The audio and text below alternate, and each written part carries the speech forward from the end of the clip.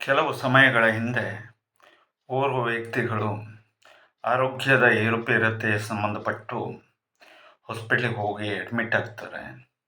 ಆ ಸಂದರ್ಭದಲ್ಲಿ ಅವರಿಗೆ ಕ್ಯಾನ್ಸರ್ ಇರತಕ್ಕಂಥದ್ದು ದೃಢವಾಗ್ತದೆ. ಆಗ ಅವರು ಹಾಗೆ ಮಾಡಬೇಕು ಹೀಗೆ ಮಾಡಬೇಕು ಅಂತ ಹೇಳುವುದಾಗಿ ತಿಳಿಸ್ತಾರೆ. ತಕ್ಷಣಕ್ಕೆ ಅವರು ಬೇಡ ಅಂತ ಹೇಳುವುದಾಗಿ ಹೇಳಿಕೊಂಡು ಊರಿಗೆ ಬಂದುಬಿಡ್ತಾರೆ. ತದನಂತರದಲ್ಲಿ ಅವರು ನಮ್ಮ ಒಂದು ಔಷಧಿಯೋಪಚಾರಾದಿಗಳನ್ನು, ಅದರಲ್ಲೂ ವಿಶೇಷವಾದಂತಹ ದರ್ಭ ಚಿಕಿತ್ಸೆಯನ್ನು ಪಡ್ಕೊಳ್ತಾರೆ. ಪಡ್ಕೊಂಡು ಆರೋಗ್ಯ ಹೇಳ್ತಕ್ಕಂಥದ್ದನ್ನು ರಕ್ಷಣೆಯನ್ನು ಮಾಡಿಕೊಳ್ತಾರೆ.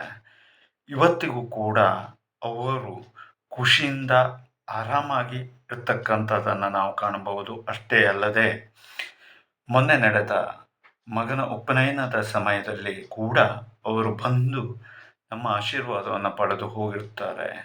ಇಷ್ಟು ಸಂತೋಷಕರವಿದಂತಹ ವಿಚಾರ ಸಾಧಾರಣ 12ರಿಂದ 13 ವರ್ಷಗಳು ಉಳಿದರೂ ಕೂಡ ಆರೋಗ್ಯ ಹೇಳ್ತಕ್ಕಂಥದ್ದು ದೃಢವಾಗಿ ಇರ್ತದೆ ಮತ್ತು ಯಾವುದೇ ಔಷಧಿ ಹೇಳ್ತಕ್ಕಂಥದ್ದು ಇಲ್ಲದೇನೆ, ಹಾಗಾಗಿ ಯಾವ ಔಷಧಿಯೂ ಕೂಡ ಇಲ್ಲದೇನೆ ಕೆಲವಲ ದರ್ಭ ಚಿಕಿತ್ಸೆಯಿಂದ ಪರಿಹಾರವನ್ನು ನಾವು ಆರೋಗ್ಯಕ್ಕೆ ಕಂಡುಕೊಳ್ಳಬಹುದು.